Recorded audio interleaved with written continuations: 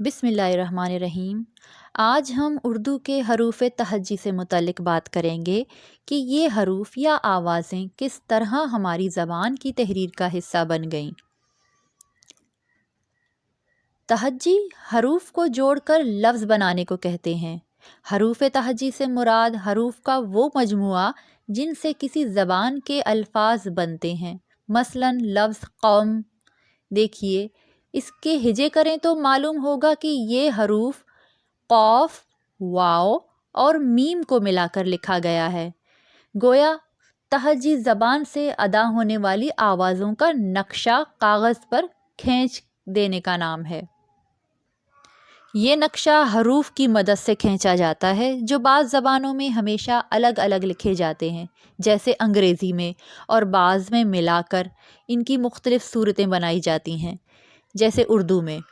یعنی لفظ مختلف ہی کو دیکھیے، اس میں میم پورا نہیں لکھا گیا، خے کی بھی ایک چھوٹی سی صورت موجود ہے، لام بھی مکمل نہیں، فے البتہ مکمل ہے مگر پچھلے حروف سے جڑا ہوا ہے۔ اس طرح لفظ مختلف کی ایک الگ شکل تیار ہو گئی ہے جو اردو میں کسی اور لفظ کی نہیں ہو سکتی۔ اس کے مقابل انگریزی کو دیکھیے تو اس میں مختلف کو ڈیفرنٹ لکھا گیا ہے۔ اس میں تمام حروف تہجی الگ الگ لکھے گئے ہیں اور انہوں نے باہم دیگر ترکیب پا کر کوئی منفرد صورت اختیار نہیں کی۔ اردو کے حروف تہجی فارسی سے ماخوذ ہیں، فارسی کے عربی سے اور عربی کے عبرانی سے۔ عبرانی کے خدا جانے کہاں سے ہیں مگر اس تحقیق سے ہمیں طلب نہیں۔ عبرانی میں حروف تہجی کی تعداد 22 ہے۔ یہ انگریزی کی طرح الگ الگ لکھے جاتے ہیں، گو ان میں کچھ حروف کی مختصر صورتیں بھی موجود ہیں، تاہم انگریزی کے برعکس عبرانی دائیں سے بائیں لکھی جاتی ہے، بالکل ویسے ہی جیسے ہم اردو لکھتے ہیں۔ آپ نے ابجد پڑھی ہوگی، یہ عربی حروف تہجی کی قدیم ترتیب ہے جو الفاظ کی صورت میں ہے اور کچھ یوں لکھی جاتی ہے: ابجد، حوض، ہتی، کلمن، صحفظ، قرشت، سخز، زوزوخ۔ اس میں الف اور بے کے بعد تے نہیں بلکہ جیم آتا ہے، پھر دال، پھر ہے وغیرہ۔ اب اس میں قرشت تک جو حروف آتے ہیں وہ دراصل عبرانی حروف تہجی ہیں۔ عبرانی میں انہیں الف، بیت، گیمل، دالت وغیرہ کہتے ہیں۔ یونانی زبان کے الفا، بیٹا، گاما اور ڈیلٹا وغیرہ کی اصل بھی یہی ہے۔ بعد میں یورپی زبانوں کا لاطینی رسم الخط بھی جو انگریزی وغیرہ میں ہمیں نظر آتا ہے اسی سے متفرع ہوئے۔ بہرحال مدعا یہ ہے کہ قرشت کی تے تک جو حروف ہیں وہ کل 22 ہیں اور عبرانی انہی کی مدد سے لکھی جاتی ہے۔ عربی والوں نے عبرانی ابجد سے سخز اور سوزغ کی صورت میں 6 حروف اضافہ کر کے اپنی ابجد تشکیل دی۔ یعنی عبرانی حروف ہی میں سے، خے، زال، زوات، زوئیں اور غین بڑھا دیے اور اس مجموعے سے اپنی زبان لکھنے کا کام لینے لگے۔ اس اضافے کی صورت یوں پیش آئی کہ سے، زوات آوازیں اہل عرب کے یہاں تو تھیں مگر عبرانی میں نہ تھیں۔ اب ان آوازوں کو کیسے لکھتے؟ ناچار کچھ حروف اپنی طرف سے بنا کر ڈالے اور اپنے الفاظ کو جیسا بولتے تھے ویسا لکھنے کے قابل ہو گئے۔ عربوں نے ظہور اسلام کے بعد ایران فتح کیا تو رسم الخط ایران چلا آیا۔ ایرانیوں نے فارسی زبان عربی حروف میں لکھنی شروع کر دی، مگر مسئلہ یہ تھا کہ فارسی والوں کے یہاں پے، چے، ژے اور گاف کی آوازیں عام تھیں جو عربی والوں میں نہیں ملتیں، لہٰذا عربی تہجی میں بھی ان کا وجود نہ تھا۔ اب اہل ایران نے یہ 4 حروف مزید شامل کیے اور فارسی رسم الخط 32 حروف کا مجموعہ بن گیا۔ 22 اصل عبرانی کے، 6 عربی والوں نے کے اضافہ کردہ اور 4 خود فارسی والوں کے بڑھائے ہوئے۔ مگر ٹھہریے، یہاں ایک مسئلہ اور بھی تھا، اور یہ بعد میں زیادہ سنگین بھی ثابت ہونے والا تھا، کیونکہ اس کا کوئی حل تلاش نہیں کیا گیا تھا۔ وہ مسئلہ یہ تھا کہ 32 حروف تہجی کے اس مجموعے میں کچھ آوازیں ایسی بھی تھیں جو ایران والوں میں رائج نہیں تھیں، وہ خامخواہ عربی سے محض ورثے کے طور پر منتقل ہو گئی تھیں۔ مثلاً جو سے عربی والوں نے عبرانی میں بڑھایا تھا وہ عربی والے ہی بولتے تھے، نہ عبرانیوں میں یہ آواز تھی نہ ایرانیوں میں۔ یا وہ قاف جو عبرانی سے چلا آتا تھا، وہ عبرانی اور عرب تو بولتے تھے مگر ایرانی اس آواز کا غین سے فرق نہیں کرتے تھے۔ مذہبی لوگ چونکہ عربی پڑھتے تھے اس لیے وہ اس قسم کی تجوید کا تکلف کر لیتے ہوں گے، مگر ایران کے عوام کے یہاں اس قسم کے حروف بیکار تھے، انہیں نکال دینا چاہیے تھا۔ جس طرح ضرورت کے موافق حروف اضافہ کر لیے گئے تھے، کیا ہی اچھا ہوتا کہ اسی طرح جن حروف کی ضرورت نہ تھی انہیں اپنی ابجد سے نکال بھی دیا جاتا، مگر بدقسمتی سے ایسا نہیں ہوا۔ شاید اس کی وجہ یہ تھی کہ اہل ایران مفتو تھے، پھر انہوں نے فاتحین کا مذہب یعنی اسلام بھی قبول کیا تھا۔ اسلام کے الہامی اور تاریخی متون عربی زبان میں تھے جن میں یہ سب حروف کام دیتے تھے۔ ایران کے علماء کے پاس ان سے شناسائی بہم پہنچانے کے سوا چارہ نہ تھا۔ عوام کی بول چال میں گویا یہ آوازیں شامل نہ تھیں، مگر عوام کون سا لکھتے پڑھتے تھے؟ پھر فارسی لغت میں عربی الفاظ کا ایک بڑا ذخیرہ بھی شامل ہو گیا تھا، ان کا املا بدل کر فارسی آوازوں کے مطابق ڈھال دینا عرب آقاؤں کو جو مذہبی اعتبار سے بھی مولا تھے شاید گستاخی معلوم ہوتا۔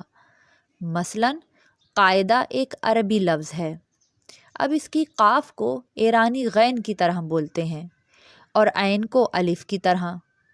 اگر فارسی تہجی سے ان عربی آوازوں کو نکال دیا جاتا جو ایرانیوں میں رائج نہیں تھیں تو یہ لفظ یوں لکھا جانا چاہیے تھا، قاعدہ۔ ظاہر ہے کہ یہ خاصی پیچیدہ صورتحال کو جنم دیتا جس سے نمٹنے کا تکلف ایرانیوں نے نہیں کیا۔ انہوں نے خاموشی سے قاف، عین، سے، زوئیں جیسے حروف کو قبول کرنے میں ہی عافیت سمجھی۔ پھر مسلمانوں نے ہندوستان پر یورش کی، مقامی لوگوں سے ان کے صدیوں پر محیط اختلاط و ارتباط نے اس زبان کو جنم دیا جسے ہم آج اردو کہتے ہیں۔ اس زبان کا دل ہندوستانی ہے مگر دماغ ایرانی ہے۔ جیسے ایرانیوں نے اپنی زبان کے قواعد عربی کے اصول کے مطابق مرتب کیے، اسی طرح اہل اردو نے بھی اپنی بولی پر فارسی گوؤں کو اختیار دے دیا۔ ہمارا رسم الخط بھی ہمارے باپ دادا کی بجائے ہمارے آقاؤں نے طے کی فرمایا۔ یہ وہی ابجد ہے جو عبرانی سے چلی، عربی میں آئی، فارسی میں پہنچی اور پھر اردو کے لاگو ہوئی۔ ہم نے پہلے ہی بیان کیا ہے کہ فارسی تک پہنچتے پہنچتے حروف تہجی کی تعداد 32 ہو گئی تھی۔ اردو لکھنے کا معاملہ آیا تو نئی آوازوں کا ایک طومار پیش ہوا۔ ٹے، ڈال، ڑے جیسی آوازیں تو تھیں سو تھیں، کم و بیش ہر حرف کی ایک الگ بھاری آواز کا ٹنٹا بھی نکل آیا، یعنی بے کے ساتھ بھے، پے کے ساتھ پھے، تے کے ساتھ تھے وغیرہ۔ مقامی طور پر رائج دیوناگری رسم الخط میں یہ تمام آوازیں پہلے سے موجود تھیں۔ کچھ آوازیں جیسا کہ غین، زے اور خے وغیرہ کا اضافہ بھی بعد میں کر لیا گیا۔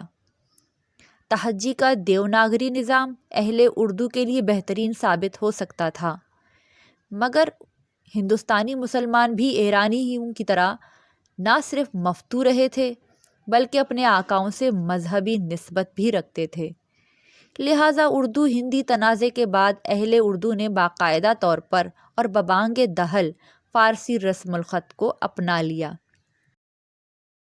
مسئلہ یہ ہے کہ دیوناگری رسم الخط میں 3 یا 4 آوازوں کے اضافے کے ساتھ پوری اردو لکھی جا سکتی تھی اور لکھی جاتی ہے، مگر فارسی رسم الخط میں ہمیں 3 حروف تو ٹ، ڈال اور رے ڈالنے پڑے، پھر ان کے بعد بھے، پھے، تھے وغیرہ کا وہ طوفان امڑا جو تھمنے میں نہ آیا۔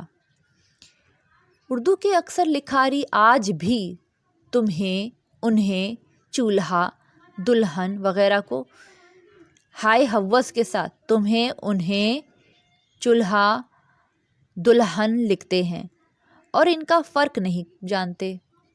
اسی الجھاؤ پر بس نہیں، عربی کا وہ بیکار ورثہ بھی جس کا بوجھ پہلے فارسی والے اٹھاتے آئے تھے، ہمارے کاندھوں پر مفت منتقل ہو گیا۔ ہے اور ہا یعنی ہائے ہوس ہمارے یہاں ایک ہی طرح بولے جاتے ہیں۔ عین اور الف میں اردو فرق نہیں کرتی۔ زوئیں، زے، زال اور زوات 4 حروف ایک ہی آواز کے ہیں۔ سے، سین اور صوات کا بھی یہی معاملہ ہے۔ توئیں اور تے کا بھی یہی حال ہے۔ قاف اور کاف کا بھی یہی قصہ ہے۔ لہٰذا طوطا توئیں سے لکھیں یا تے سے، ایسی بحثیں چھیڑ کر اردو کے محققین اپنا پیٹ پالتے ہیں۔ یہ کہنے کی ضرورت نہیں کہ دیوناگری رسم الخط چونکہ مقامی تھا اس لیے اس میں یہ قباحتیں نہ تھیں۔ اردو کے برآمد شدہ حروف تہجی کا اب یہ حال ہے کہ صحیح تعداد پر بھی جھگڑے ہوتے ہیں۔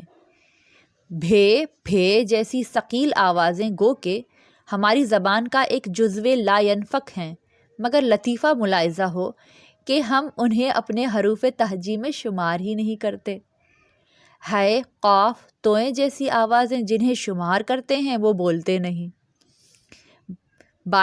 باعث اس فساد کا صرف سیاسی اور مذہبی اقتدار کی مصلحتیں ہیں۔ امید ہے کہ آپ اردو کے حروف تہجی اور آوازوں کے بارے میں اس تفصیلی ویڈیو سے محظوظ ہونے کے ساتھ نئی معلومات سے مستفید بھی ہوئے ہوں گے۔ اگر مزید ایسی ویڈیوز دیکھنا چاہتے ہیں تو ہمارے چینل کو سبسکرائب کیجیے اور ساتھ بیل آئیکن کو کلک بھی کیجیے تاکہ آپ تک میری ویڈیوز بر وقت پہنچتی رہیں۔ شکریہ۔